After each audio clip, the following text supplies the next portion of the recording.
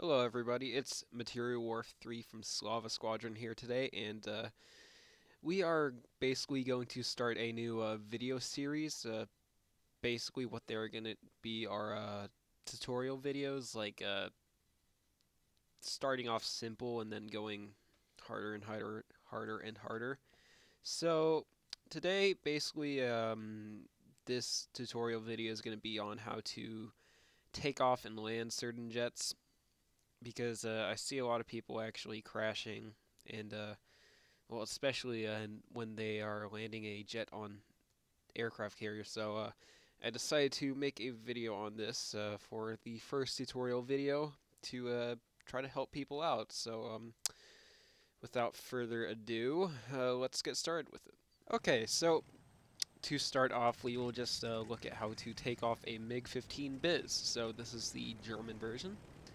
So first of all, what you want to do is you just want to throttle up to 100%, and then just try to pick up speed. Don't try to do any weird maneuvers like rolling using your rudder. I'm kind of moving my elevators to see when I can lift off. But at the very end, if you kind of want to get airborne, you can use your flaps a little bit just to get yourself up there. And then take your gear up as soon as possible to reduce any drag, and then you can go on and eventually zoom climb. So after this, I'm basically going to show you how to land the MiG-15 Biz, and then I'll talk about early tier jets such as the Me-262 Pulkzerstorer. Okay, so let's say that you're done in combat and you need to return to the airfield, like you're out of ammo or something. No problem. So first thing you want to do, if you're going as fast as me, you would probably want to deploy your air brakes, which I have just done right here. So as you can tell, it slows your jet down pretty fast, as compared to just cutting the engine, because these things are they don't necessarily like to lose speed that much. So once you have dropped enough speed, you should yeah, you should take your air brakes back in to make sure that you don't lose any more speed, because these jets have pretty high stall speeds. Or, yeah, because they're meant to be going fast, not slow. It's not like a zero where you can go up to 30 miles per hour without stalling. These things, you can't even really get to 100 miles per hour without stalling. So basically what I've done, I've put the engine to about 20%, and I've put my flaps down. I'm kind of slowing down with one of my guns, and that is a tactic too. You can just cannon brake to slow down, and now I'm putting my gear down. So as you can see, I've got my flaps down, I've got my gear down, but I do not have my air brake down. When I see, I'm putting my air brake down now, and it's just losing speed a little bit too fast for comfort. So I decide to retract it, and this is basically how you should land your jets. If you land it with an air brake, you will likely lose too much speed and end up crashing short of the runway, because a lot of these jets don't have extremely good acceleration. So I'm cutting my throttle right now. As you can see, my speed's dropping fairly low, and I want to make sure that I do not go below something like 140, because if I go below 140, then I'm likely going to just stall out and crash, except when I am basically on the ground. So as you can see here, I am just about to touch down. I have just touched down right now, it looks like. Yeah. And when you touch down, you can do one of the multiple things to slow your jet down. You can cannon brake, you can kind of move your aircraft left to right using your rudder, or you can deploy your air brake. All are tactics that people use a lot.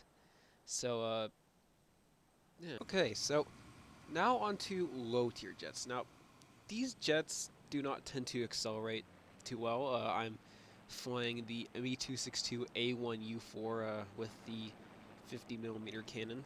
I don't really like it that much. I mean, I'd much rather prefer the ME262A2A because it's at the exact same battle rating, but it's got two 30mm MK108 cannons. So, as you can see, I'm gaining speed relatively decently, but the thing is, this aircraft is heavy, so you can't really lift off too well at speeds like this. And as you'll see, I have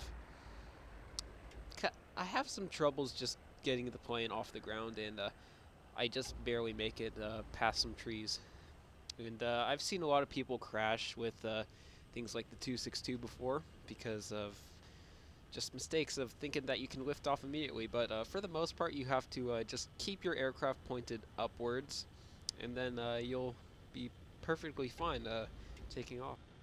Okay, so basically, if you want to land something like a 262 or a low tier jet, you can do the normal way. I already showed you how to like to do it, or you can do this special way that the 262 has. It's a pretty fun and interesting way to do it. Plus, it's very effective at getting short stops, like instead of having to take up a whole entire runway, slowing yourself down. And I'm just shooting a mosquito with my shells right now. But you can do this. Just put yourself down on your engines, kind of turn yourself like that, and then you will be able to stop, like maybe 3/4 through short runways like this. It's a pretty good way to do it, and I'd recommend it with 262s because you can just easily get it done like that, and plus it's fun sometimes. Alright, so on to naval aircraft. This is a slightly longer section because I'm actually doing it live, so to say. Well, I mean, I recorded it live. I didn't record it afterwards to pick out the specific parts. Like, as you can see, the interface is much different. That's because I'm recording it directly from the game rather than the replay type stuff. So, I am flying the F-2H Banshee on the test flight in Pearl Harbor. So, I extended my flaps a little bit just at the very end to make sure that I got off the ground in this aircraft. I haven't flown this aircraft out in a battle yet because I have not crewed it. So I might fight out sometime soon, but I just don't really want to fight MiG-15s and 17s in this. Because 8.0 vehicles seem to face those quite a lot. Just seeing where the air brake is. Now, since this is a naval fighter, you can either land it at a standard airfield, or if your airfield is being watched by other jets, you can sneak away and land it on the aircraft carrier. The only thing is the aircraft carrier is maybe 3 times shorter and 3 times thinner, so it's going to be a pretty hard task to do if you aren't prepared. So I'm trying to get my speed up to show you like what you typically have to do. Right now I am at just over 440 miles per hour, which is a pretty fast speed, you know. You can easily outrun a lot of props using that, but not a lot of jets.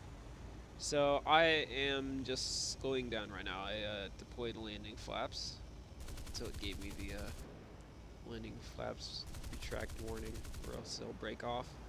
And now I put landing flaps down again because I figured I'd be able to use them. But nope. Well, now I can. And so I am just trying to line myself up with the aircraft carrier. That is one very important thing that you want to do. And well, since this aircraft is a naval aircraft, it will have an arrestor hook, like no doubt about it.